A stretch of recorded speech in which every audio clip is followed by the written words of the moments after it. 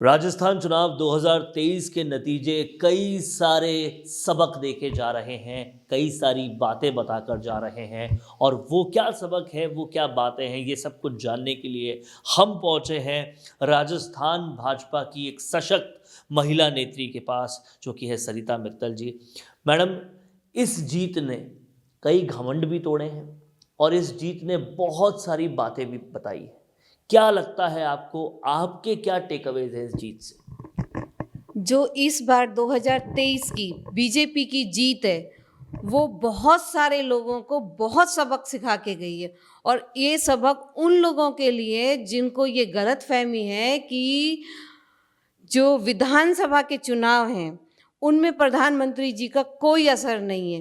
प्रधानमंत्री जी का असर तो राजस्थान की क्या पूरी भारत के बच्चा-बच्चा के अंदर इतना है कि वो जानते हैं कि हमारे जो प्रधानमंत्री जी हैं, वो इतने सशक्त हैं कि उनकी का लोहा तो भारत में ही क्या पूरे विश्व में इतना लोहा, पूरा विश्व लोहा मानता है। दूसरे वो लोग जिनकी ये गलतफहमी है कि कुछ रेवड़ियां बांटने से भोली भाली जनता को वो उल्लू बना सकती है।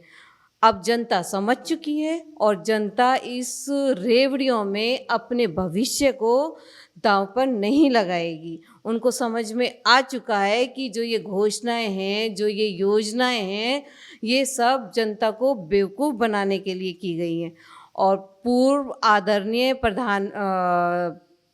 आदरणीय पूर्व सीएम गहलोत जी, आप इस गलतफहमी में नहीं रहिएगा। जो आपने ये रेवड़ियां बांटी हैं, जो ये आपने घोषणाएं की हैं, इनसे आपका जो पेपर लीक का दर्द है, जो भ्रष्टाचार का जख्म है, जो महिला अपराधीकरण का जो चोटें जो जनता ने खाई है, इन रेवड़ियों से वो भूल जाएगी।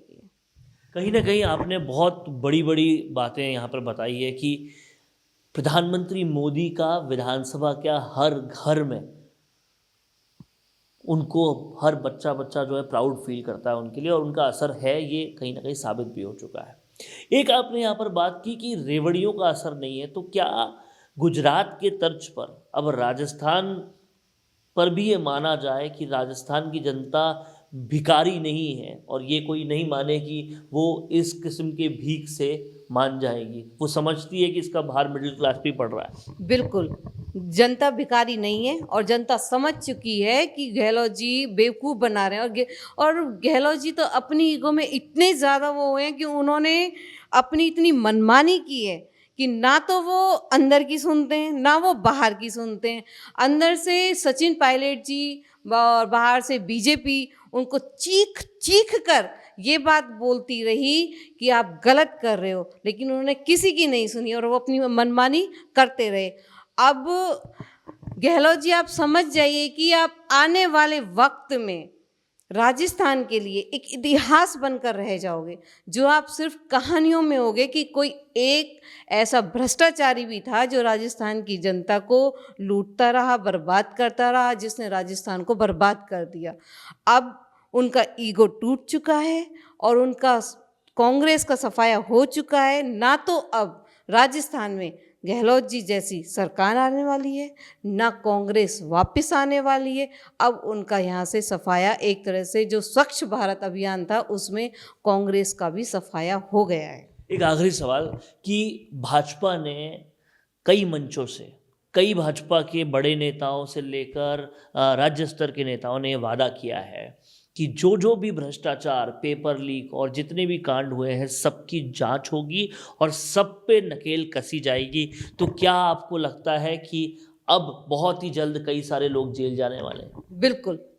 ये जो भाजपा ने जो ये बोला है कि जो पेपर लीक है और जो भ्रष्टाचार हैं और जितना भी गबन हुआ है, जो पैसों का हेर-फेर हुआ है, उन सब की जांच होगी। जो ये 50 ज़िले बना दिए हैं, जो 50,000 करोड़ का राजस्थान कर्ज भुगत रहा है।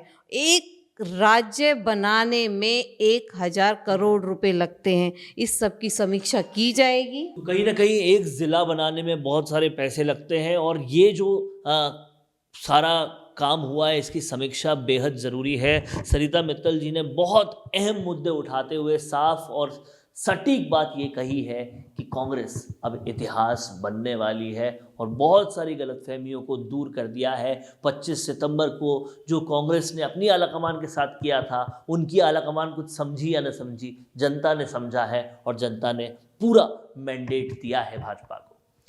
कैमरामैन चेतन के साथ वरुण भंसाली, राजस्थान संवाद के लिए।